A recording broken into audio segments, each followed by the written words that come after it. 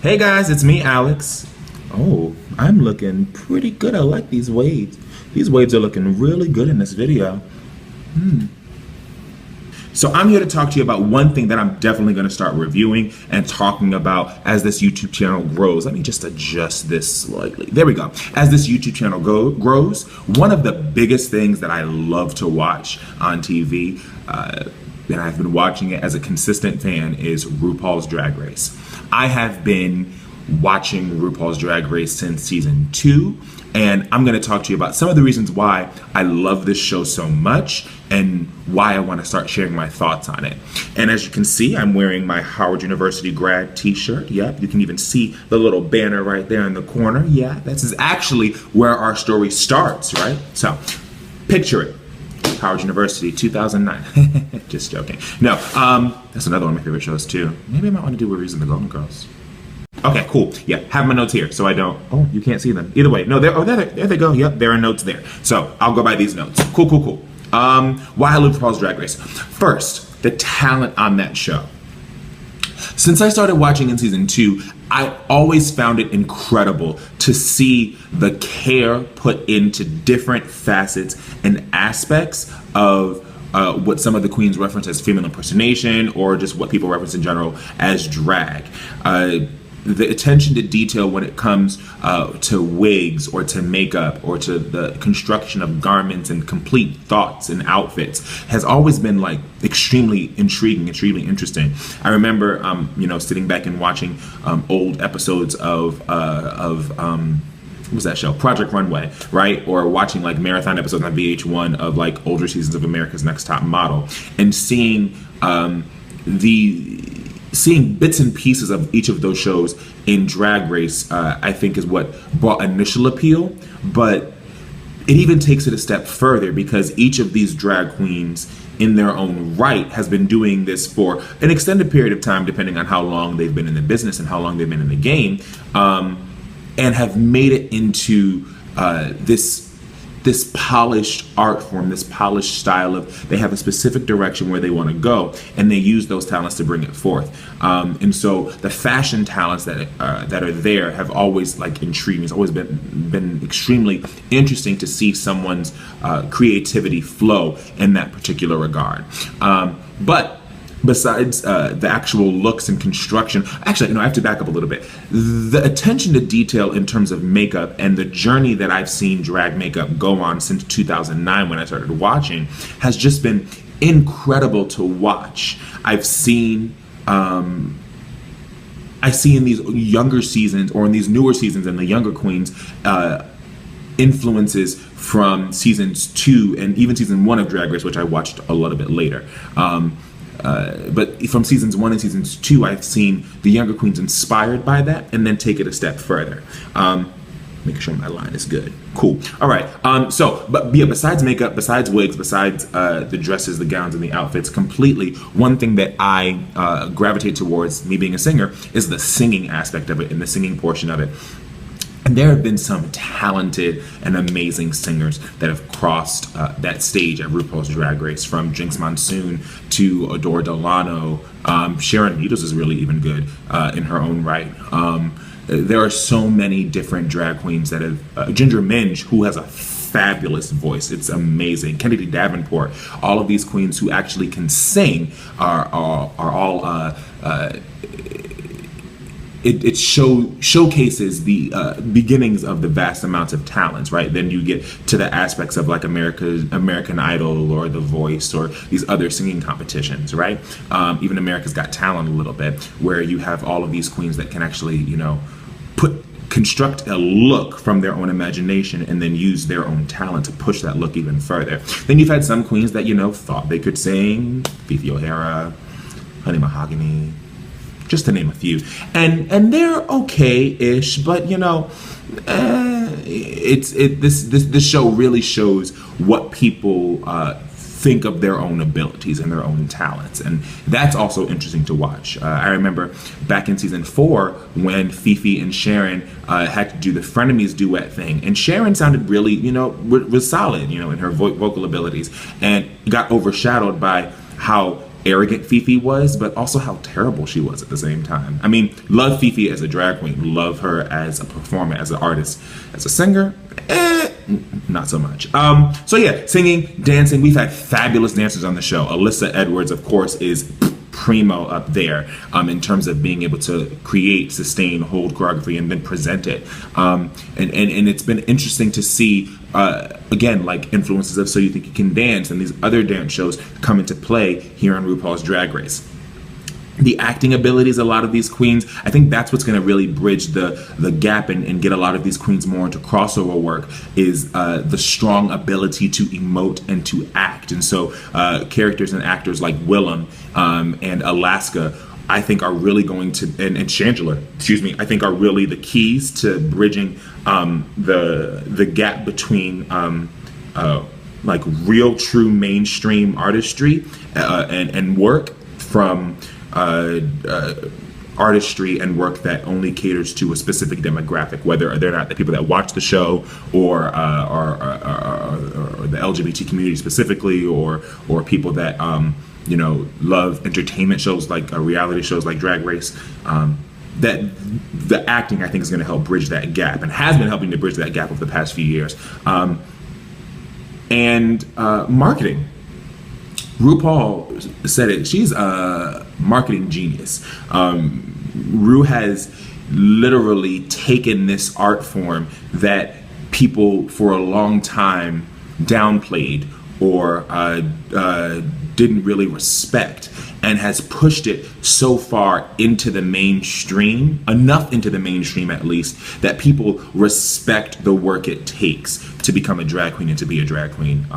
Because being a drag queen, I reference all these different shows: American Idol, The Voice, So You Think You Can Dance, Project Runway, America's Next Top Model, and it's really an amalgamation of all of those shows taken to another level, because there's never been a show like this on TV. There's never been a show where the majority of the cast and crew are homosexuals. There's never been a show like this where the majority of the homosexuals that are discussed on the show, where you've seen a consistent majority of diverse homosexual thought and opinion and ideas. Because generally the LGBTQ community is always lumped into one facet or one mindset. And it's been great and interesting to see the diversity from seasons 1 to season 9 in thought that actually represent the community, right? Being Black, a lot of times you get lumped into one particular category or one vein of thought because of the way that you look when you present yourself on certain days. But, as the Black community understands that there are more facets to the community, and we would like that represented in works of art that talk about the community. And the same goes true with every particular community. I think a show like RuPaul's Drag Race really does that for the queer community in general. So I talked a little bit about this at the beginning of why I liked it. I'm going to go through certain parts, right? So talent, bam, cool. Next, the fashion. I talked a little bit about this. There have been so many fashion trends that I have seen come out because they were just on Drag Race, which leads me to believe that drag queens started doing this, and these were trends in the drag community that are now becoming a mainstream, right? For a long time, and even still on the show, drag has this history of referencing pop culture to the extent where it's either very satirical and very literal in your face, and sometimes it's very inspired by, right? You can see, like, if I take this season in particular, Sasha Velour is a very inspired by Now My Own Thought type of references, especially when she took off that hat and had that house on the head. Right. It was very referential, but like not in your face. But a lot of things, in drag and that reference pop culture are in your face in terms of the language, in terms of thoughts and ideas, even, staging and things that are put together for actual shows and productions. It was very referential to pop culture. And one thing that I have seen is it being referenced. And so I've seen it referenced in fashion, and specifically I see things that people are doing with their makeup, people that are doing with their style that I literally just saw, on Drag Race, maybe last season, the season before, and it's like, okay, I start to see the influence that the show is having on the community at large when the community doesn't realize where it came from, right? Drag references pop culture, but now pop culture is referencing drag, sometimes intrinsically and explicitly, and sometimes explicitly. Sometimes explicitly and sometimes implicitly. Sorry, I'm at work right now, so we're recording this video at work, and so you might hear a little bit of a door closing and whatnot, but don't worry, we won't be disturbed. All right. Next, drama. It's a TV show. When I do reviews, you're going to always get my opinion about the show, but it's a TV show. I get invested in the show. I get invested in the characters that are portrayed. I get invested in the people and the humans that I see. But it is still a show. I think I've seen a shift personally, and I've talked about this with a few people. I've seen a shift where the contestants don't want to be seen as an Akasha throwback, right? They don't want to be seen as a Rebecca Glasscock. They don't want to be seen as a Fifi O'Hara. They don't want to be seen as a Heather or in Relaska Talks, right? They want their public persona to match what they believe that they are. And they very well might be. However, good drama makes quality television. And this is a competition. And although season 9 hasn't had that much of it, and I want season 10 to really step it up in the competition aspect, I want these girls to come and compete. All Stars is completely different because at that point, these girls have worked together. They've been working based off of the notoriety they received from Drag Race. They know one another. The competition is a little bit different.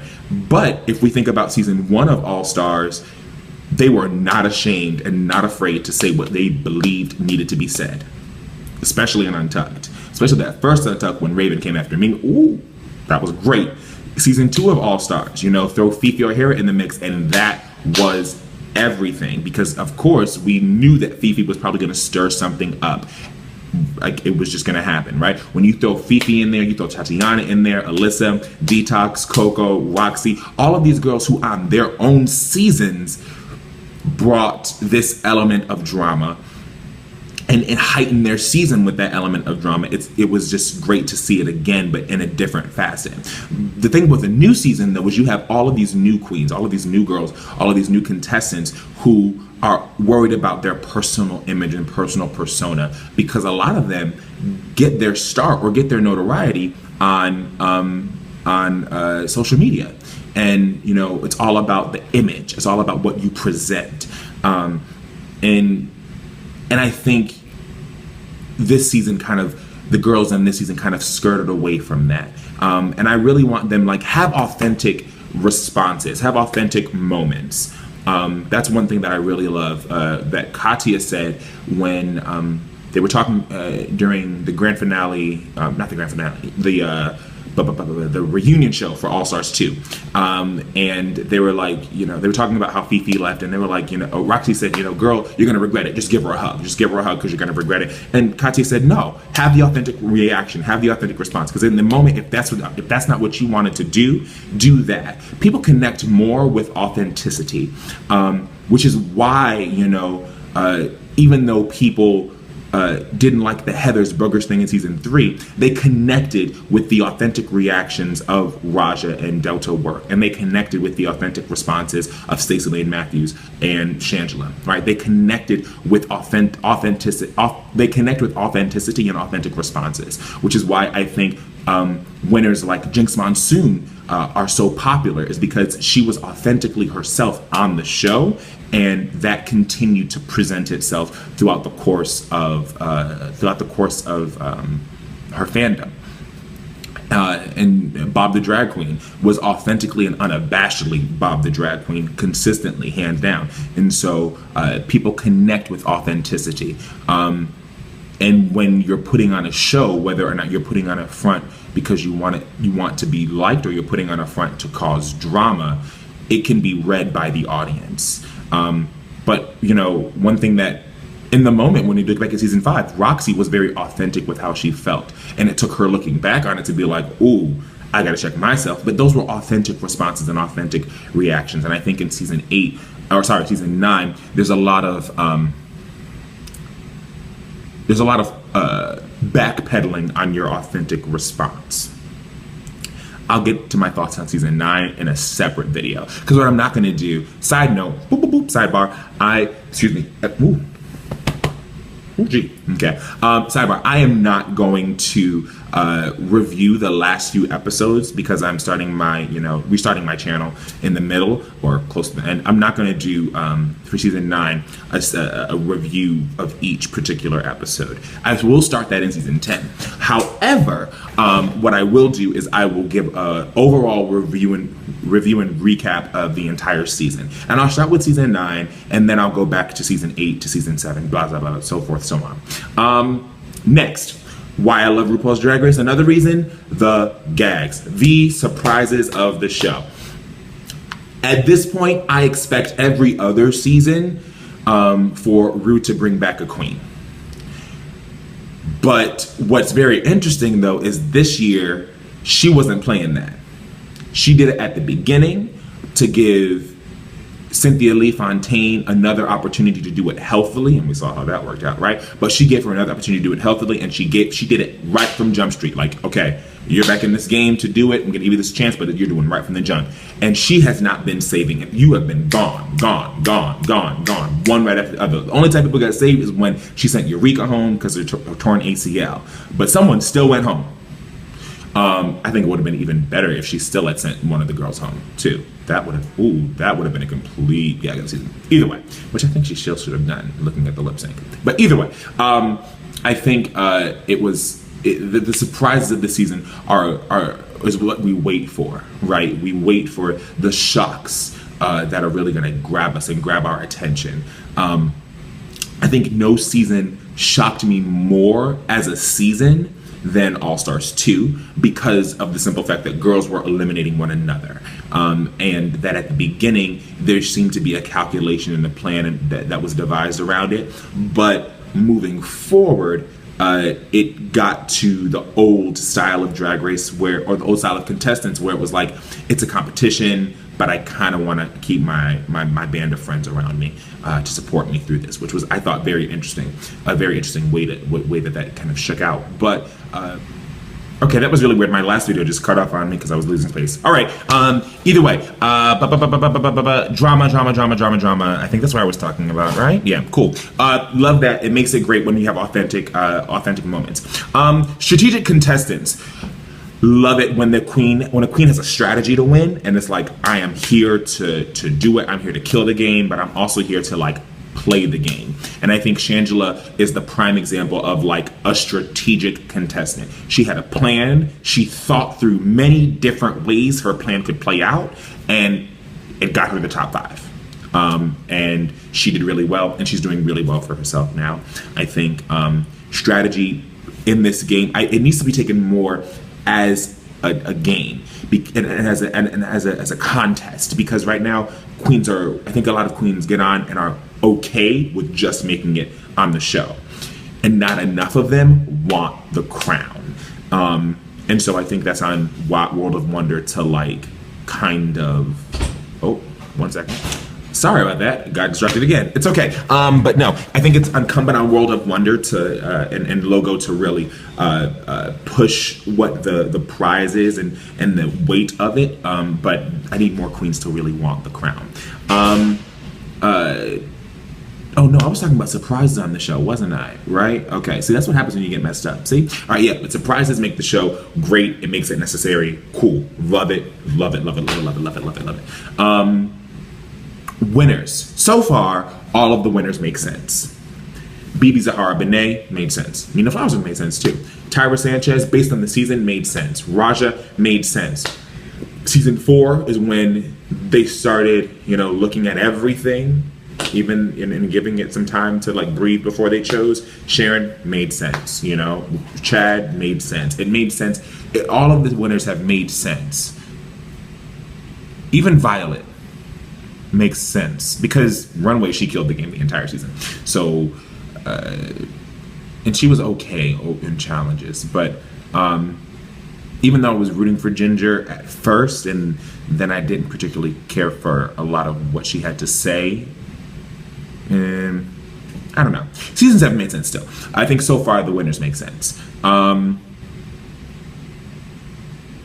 It helps to have that, those challenges under your belt, but I don't think that should, again, be the end-all be-all. Bob said it, whoever has the best grade should win. And although Bob was deserving of winning, and Shay is, has the most challenges. I think it's 4, 2 partnered and 2 on her own.